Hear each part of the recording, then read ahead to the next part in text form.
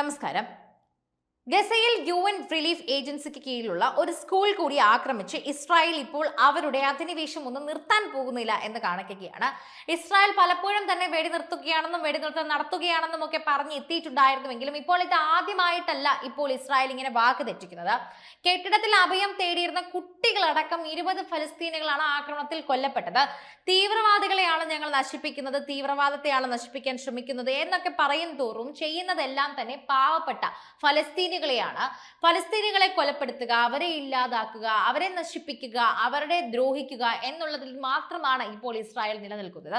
ആളുകൾക്ക് പുറത്തേക്ക് പോകുന്നതിൽ നിയന്ത്രണം ഏർപ്പെടുത്തിയ ഗസയിലെ ബൈത്ത് ഹനൂൻ, ദീർ അൽ ബലാഗ്, നുസൈറത്ത് അഭയാർത്ഥി ക്യാമ്പുകളിൽ നേരത്തെ തന്നെ ഇസ്രായേൽ കനത്ത ആക്രമണം നടത്തിയതോടെ മരണനിരക്ക് കുത്തനെ ഉയരുകയാണ് നമ്മൾ കണ്ടത്.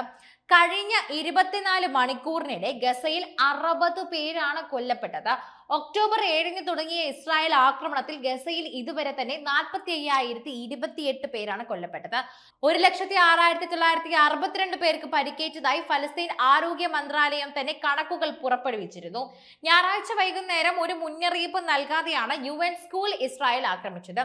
സ്ത്രീകളും കുട്ടികളും അടക്കം പലരും ഉറങ്ങുമ്പോഴായിരുന്നു ഈ കനത്ത ആക്രമണം ഉണ്ടായതെന്നും പറയുന്നുണ്ട്.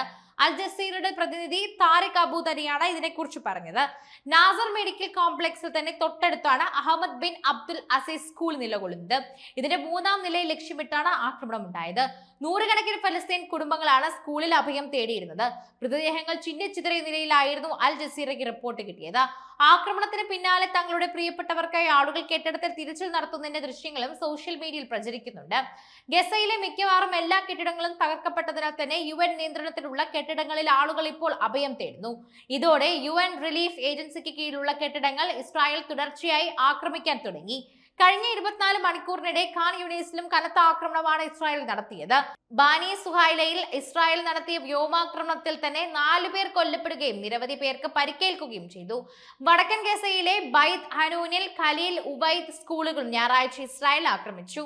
ഇവിടെ കൊല്ലപ്പെട്ടവരുടെ എണ്ണം 43 ആയി. സിസൈറത്ത് അഭയാർത്ഥി ക്യാമ്പിൽ ഇസ്രായേൽ കാണാതായ ആക്രമണത്തിൽ അബു ഹജർ കുടുംബത്തിനായി തന്നെ ഇപ്പോഴും തിരച്ചിൽ തുടരുകയാണ്. ആക്രമണത്തിൽ കുട്ടികൾ ഉൾപ്പെടെ 5 പേർ കൊല്ലപ്പെട്ടു. വെള്ളിയാഴ്ച നുസൈറത്ത് ക്യാമ്പിൽ നേരെ ഉണ്ടായ ആക്രമണത്തിൽ 30 പേർ കൊല്ലപ്പെട്ടതായി തന്നെ ഫലസ്തീൻ വാർത്താ ഏജൻസിയായ വഫ റിപ്പോർട്ട് ചെയ്തു. 2 ആഴ്ചയോളം നീണ്ട സായുധ വിപ്ലവത്തിന് ശേഷം സിറിയൻ സ്കൂളുകളും കോളേജുകളും തുറന്നു.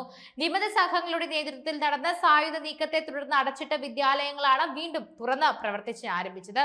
അതേസമയം പുതിയ ഭരണകൂട അധികാരം ഏറ്റെടുത്ത ശേഷവും ഇസ്രായേൽ സിറിയയിൽ ആക്രമണം രൂക്ഷമായി തുടരുകയാണ്. UP ഹൈസ്കൂൾ വിദ്യാർത്ഥികൾക്ക് മാത്രമാണ് ക്ലാസുകൾ ആരംഭിച്ചിട്ടുള്ളത്. പ്രൈമറി സ്കൂളുകൾ തുറക്കാൻ 2 ദിവസം എടുക്കും. ഇസ്രായേൽ ആക്രമണം ശക്തമായിരിക്കെ തന്നെ സിറിയയിൽ പലയിടങ്ങളിലും തന്നെ ജനജീവിതം സാധാരണ നിലയിലേക്ക് മടങ്ങി. ജനജീവിതം വീണ്ടും സാധാരണ നിലയിലേക്ക് കൊണ്ടുപോകേണ്ടതിന്റെ ആവശ്യകതയെ ചൂണ്ടിക്കാട്ടി സിറിയൻ പുതിയ ഭരണാധികാരികൾ സ്കൂളുകൾ തുറക്കാൻ തന്നെ ഉത്തരവിറക്കിയിരുന്നു. സ്കൂളുകൾ തുറന്നുവെങ്കിലും സംഘർഷാന്തരീക്ഷം നിലനിൽക്കുന്നതിനാൽ തന്നെ മിക്ക സ്കൂളുകളിലും ഹാജർ നില 30% കുറവായിരുന്നു. സുരക്ഷിതത്തിൽ വിദ്യാർത്ഥികളുടെ സുരക്ഷിതമായ തിരിച്ചുവരവിന് ആവശ്യമായി എല്ലാ സേവനങ്ങളും സ്കൂളുകളെ സജ്ജമാക്കിയിട്ടുണ്ടെന്ന് അധികൃതർ അറിയിച്ചു. പ്രവിശ്യകൾക്ക് പുറത്തു നിന്നുള്ള വിദ്യാർത്ഥികൾ കൂടുതൽ പഠിക്കുന്ന സർവകലാശാലകളിൽ പലയിടത്തും ക്ലാസുകൾ നടന്നില്ല.